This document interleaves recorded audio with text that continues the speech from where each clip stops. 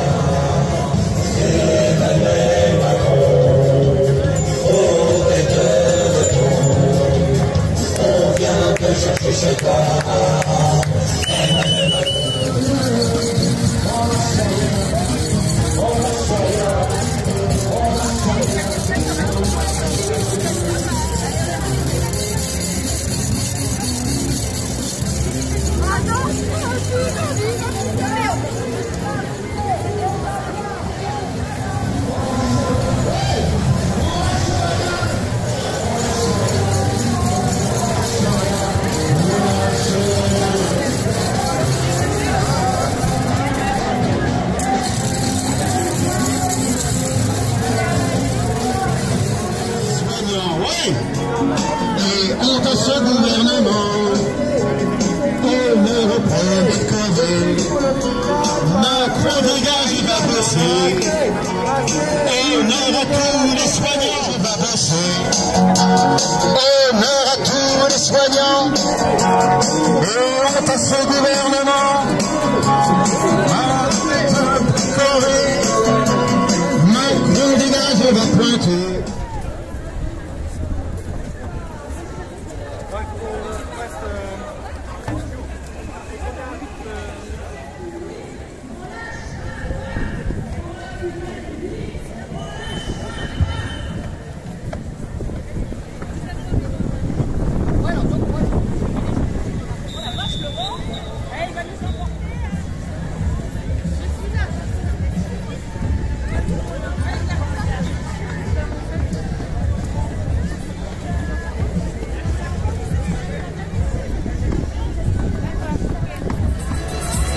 Tous ensemble, ah, l'ARS, tous ensemble, tout ensemble.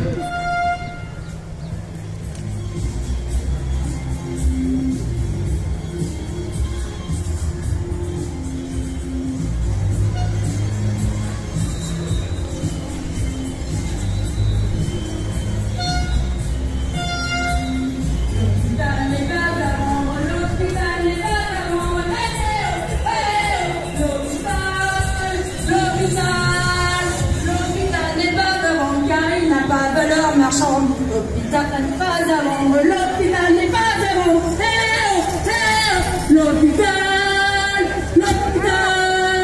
L'hôpital n'est pas à vendre car il n'a pas de valeur marchande.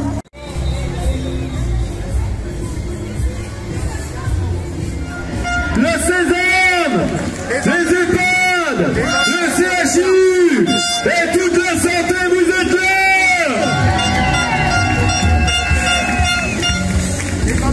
Et on est là pour la revendication. Et on va pas qu'on finisse la revendication. On veut le dégel du point d'indice. On veut des postes dans les services. On veut des lits pour les patients. On veut virer Macron, Philippe Véran. J'ai loupé une crotte. On veut virer Macron, Philippe Véran. On veut sauver le service public. On veut changer des politiques. On veut la mort de la TF2A. On veut le dégel du point d'indice. On veut des postes dans les services. On veut des lits pour les patients. On veut virer Macron, Philippe. On attend, ça fait des années qu'on Alors au lieu de faire des annonces, hein, de faire le guignol à la télé, tout ce qu'ils en sont, des actes, on veut des actes. Ségur, imposture, Ségur, imposture, Ségur, Ségur, Ségur, Ségur. Le Ségur c'est quoi? Le Ségur c'est quoi? On n'entend rien. Le Ségur c'est quoi? Le Ségur c'est quoi?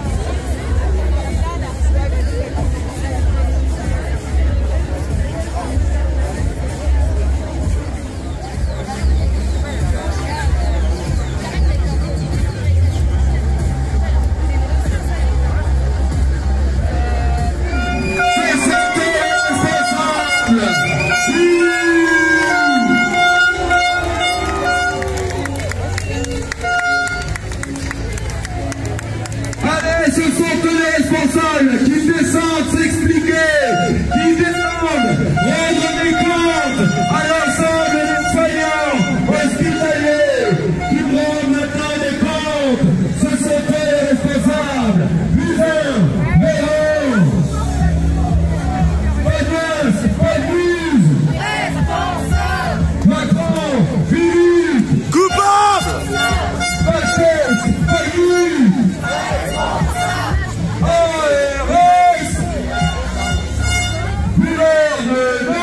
Criminel!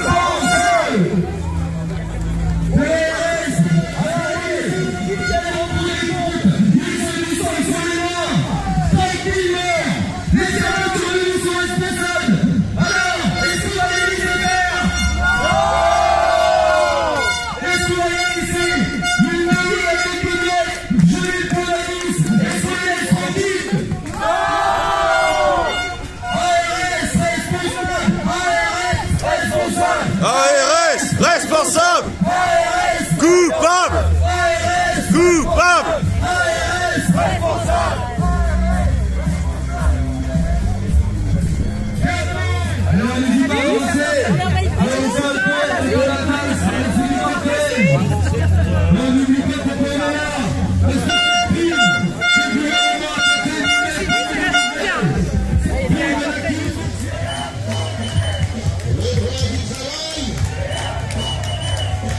Service public,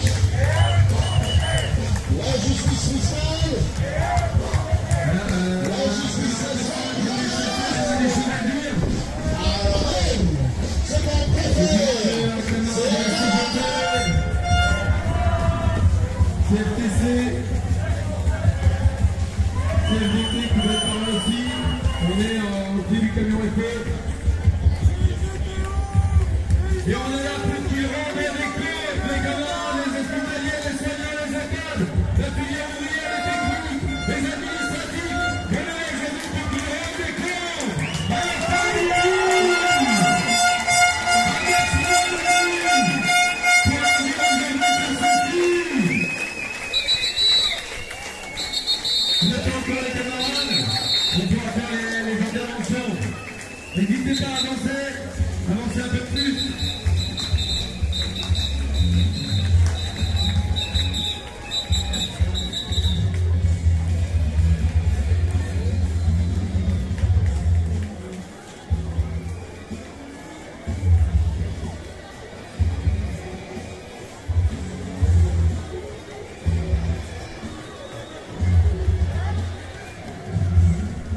Vous la blanchistique à côté, avec l'ordre des priorités, tous les collègues de la blanchistique, vous êtes en train, vous avez décidé de prendre le poste quand vous n'avez pas la réponse à la question de la trouble.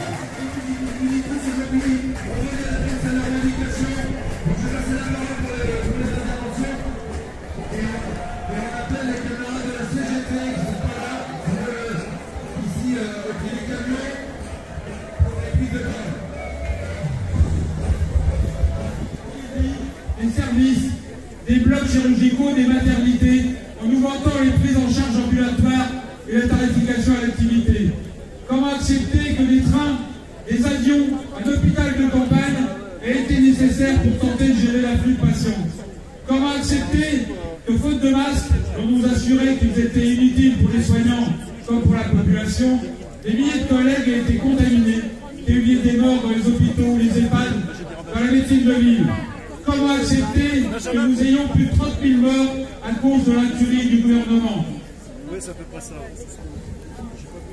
Comment accepter que des milliers de soins programmés, de rendez-vous aient été annulés? Pas moins de 700 000 interventions chirurgicales déprogrammées, car depuis 20 ans, ce ne sont pas moins de 120 000 lits qui ont été supprimés.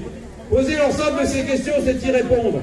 Profitant de cette épidémie, le gouvernement impose une remise en cause des libertés sans précédent. Nous avions déjà le plan Vigipirate et ses mesures d'exception. Nous avons maintenant en plus la loi d'urgence sanitaire qui peut tout déréglementer, tout imposer, qui nous a interdit de manifester à plus de 10. Nous rassembler, manifester, c'est une première victoire pour dire non à l'interdiction de manifester, non à la remise en cause de nos libertés. D'ailleurs, les milliers de jeunes qui ont manifesté partout en France, entre autres à Angers le 9 juin, vous étiez plus de 3000, n'ont pas attendu de permission pour à leur façon exprimer leur ras-le-bol d'une politique réactionnaire faite pour satisfaire le CAC 40 plus que les besoins vitaux de la population. Hier, nous étions applaudis. Aujourd'hui, le gouvernement veut nous médailler, nous offrir des vacances. Rappelons-lui nos revendications.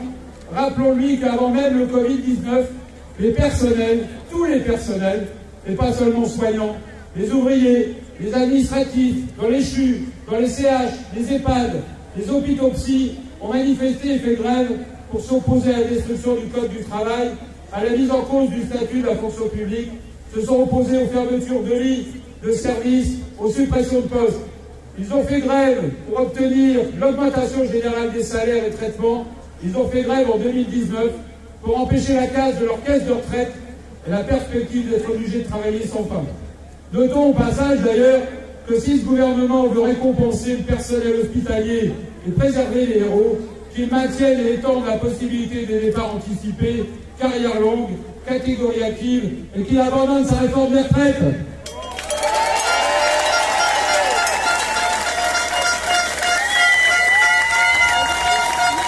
Aujourd'hui, nous réaffirmons nos revendications.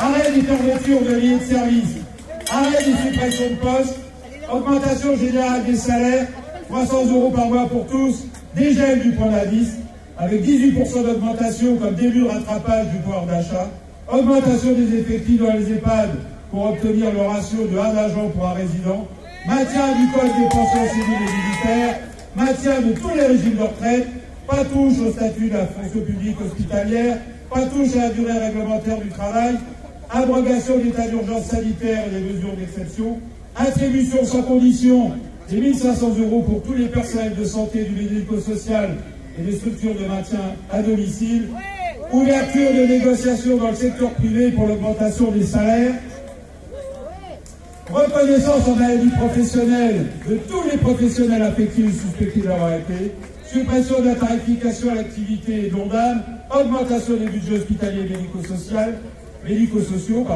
prise en charge totale de la perte d'autonomie dans le cadre de l'assurance maladie, abrogation des lois Bachelot, Touraine et Buzyn.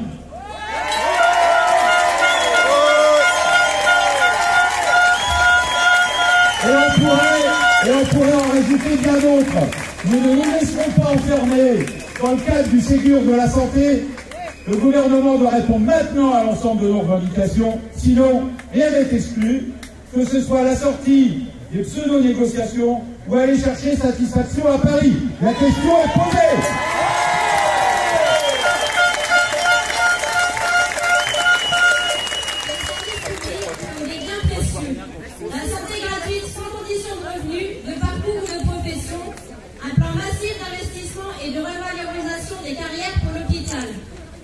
Mais les belles promesses s'envolent et le gouvernement reste sur sa ligne mortifère dont il veut accélérer le rythme.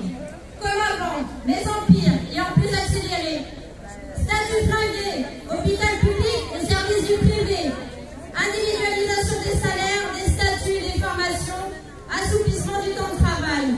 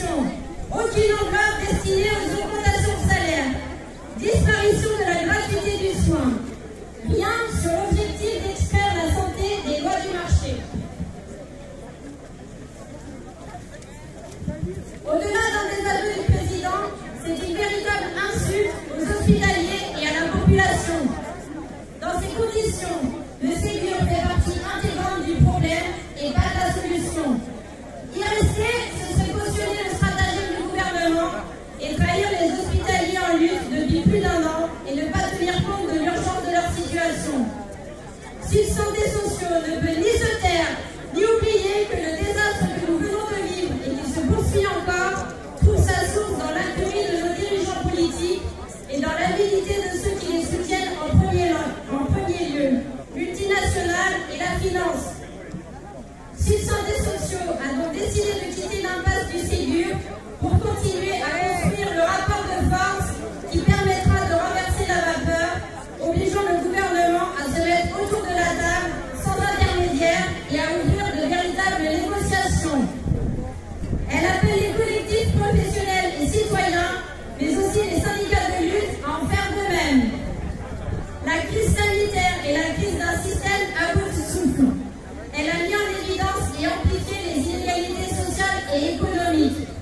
Alors construisons toutes et tous ensemble, syndiqués ou non syndiqués, collectifs hospitaliers, salariés de la santé et du social, ou simples citoyens et citoyennes, une mobilisation populaire du plan local au plan national, car l'heure est enfin venue de commencer à régler nos comptes.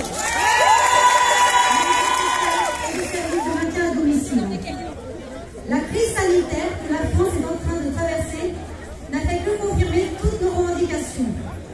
Les professionnels de la santé ont soudainement été visibles, leur utilité reconnue. Les applaudissements chaque soir à 20h en sont la preuve, mais ce n'est pas suffisant. Les professionnels de nos secteurs sont les infirmières, les aides-soignantes, mais ce sont aussi des ASH, des administratifs, des personnels techniques, des personnels des blanchisseries, des éducateurs, des aides à domicile. Ils ont tous dû faire face à la pénurie de matériel de protection. Ils ont tous dû redoubler d'ingéniosité pour se protéger à cause du manque de masques, de surblouses et aujourd'hui le manque de vent. La solidarité via les réseaux sociaux a été remarquable. Aujourd'hui, il est temps pour le gouvernement de rendre des comptes. Nous refusons de rester dans l'ombre et dans le silence. L'annonce de la prime a été vécue comme une insulte à la profession. Non seulement elle n'est pas suffisante, mais elle est aussi inéquitable. La CFDT demande une prime universelle et unique pour tous les travailleurs du secteur de la santé, du social, du médico-social et du maintien à domicile, quel que soit leur métier et leur statut. La CFDT demande une revalorisation salariale et une reconnaissance professionnelle. La CFDT demande un renforcement des moyens financiers significatifs pour les établissements de santé. La CFDT demande l'arrêt de fermeture des lits et des services.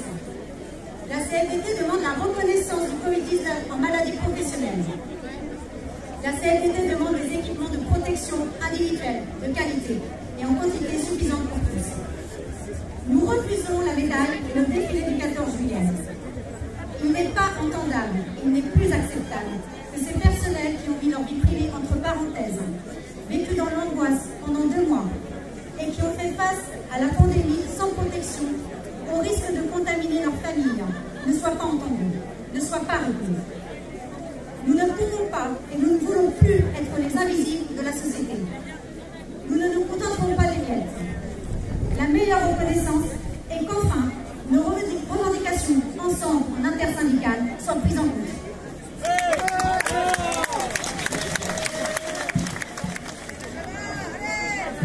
La crise sanitaire liée au Covid-19 a mis en évidence les effets dévastateurs des politiques publiques menées par les libéraux depuis des décennies. Elle a mis en lumière, après des années d'austérité budgétaire, le démantèlement irresponsable du service public de santé et de tous nos systèmes de soins et d'accueil des personnes âgées en situation de handicap ou fragilisées. Depuis plus d'1 an, depuis des années même, le personnel des établissements hospitaliers et médico-sociaux, les EHPAD, se mobilisent pour alerter sur la dégradation des conditions de travail et de soins, faute de moyens et d'effectifs. Les faits ont malheureusement confirmé ce que les différents ministres de la Santé ont refusé d'entendre. Une fois de plus, Macron et son gouvernement refusent de répondre aux revendications du personnel hospitalier. L'octroi d'une prime Covid de 500 € pour certains, 1 500 pour les autres, 1 000 € pour les agents publics, les EHPAD et du médico-social ne cherchent qu'à diviser. Pour la CGT, la revendication était claire. Si prime il doit y avoir, c'est 1 500 € pour tous. Toutes les professions, tous les statuts, tous les établissements, publics, privés, sans distinction. Il y a quelques semaines, la porte-parole du gouvernement annonçait qu'il avait été décidé d'accorder une médaille aux soignants. Mais de qui se moque-t-on? Les députés de la République En Marche veulent autoriser les salariés qui souhaitent à faire don d'une partie de leur congé aux soignants. Nicole Dubré-Chirat, députée de la 6e circonscription du Maine-et-Loire, par ailleurs ancienne responsable de l'ordre infirmier, rejetée par l'immense majorité de la profession, propose même que ces dons de congés soient transformés en chèques vacances. On hallucine. Nous ne voulons pas de la charité, mais des budgets hospitaliers à la hauteur des besoins, madame la députée. Nous ne voulons pas de médaille de pacotille, ni de prix inégalitaire non pérenne, pas de dons de jours de congé issus de la solidarité faite sur le dos d'autres salariés, plus de remerciements ni de belles promesses. Nous exigeons des embauches, la reconnaissance de nos qualifications et compétences avec 300 € de plus par mois, l'arrêt des fermetures de lits, la reconnaissance du Covid-19 en maladie professionnelle, l'augmentation immédiate et massive des budgets hospitaliers pour faire face aux besoins de santé de la population. Nous ne nous laisserons pas endormir par le Ségur de la santé, ouvert par Olivier Véran le 25 mai. Le ministre de la Santé semble promettre de meilleurs salaires à l'hôpital. Et quoi? Un assouplissement des 35 heures. Mais quelle provocation! Sarkozy retour! Travailler plus pour gagner plus, et non! Il est hors de question pour les agents de travailler plus dans les conditions actuelles. Services bondés, urgences débordées, des conditions de travail insupportables ont une cause, le manque de personnel. Pour y remédier, il faut recruter.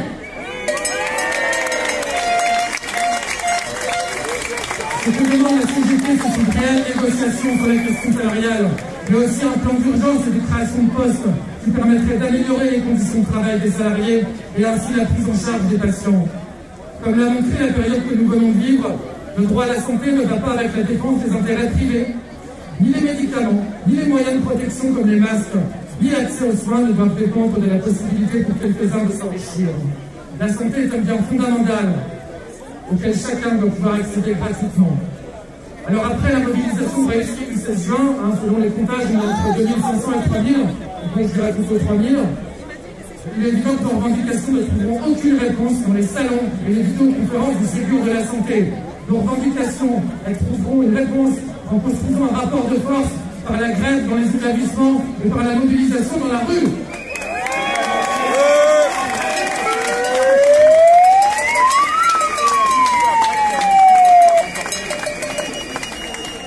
Jean-Jacques me dit qu'il y a 60% de grévistes au CHD de La Roche-sur-Yon.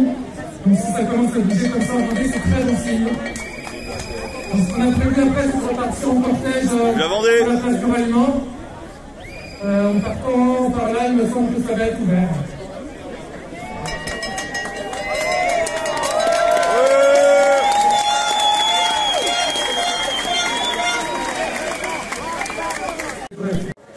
L'arrêt de fermeture des lieux hospitaliers et l'ouverture là où il y en a besoin. Ah oui, il y a la Nico, on va aller voir.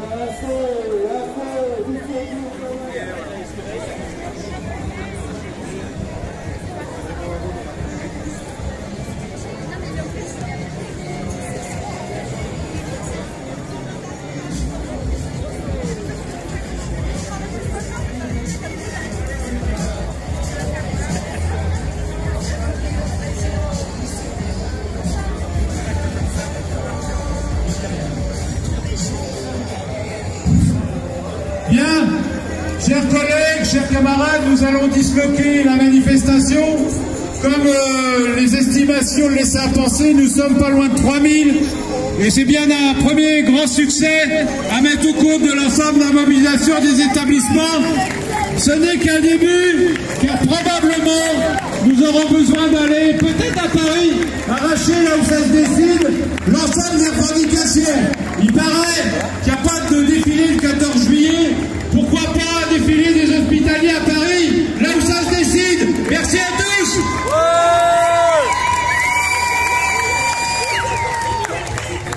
Donc voilà la fin de la manifestation qui a rassemblé quasiment 3000 personnes.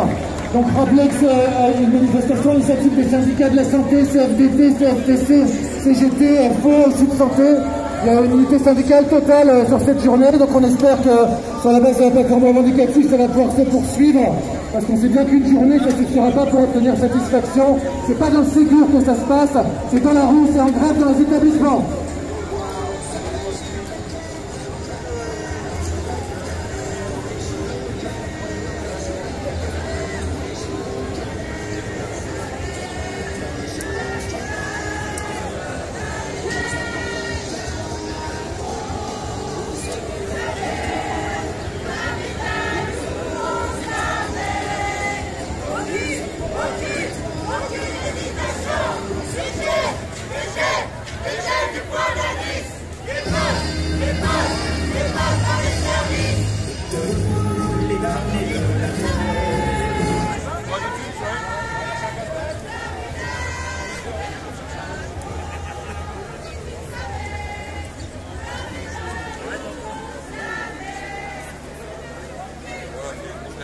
Aucune hésitation. Léger.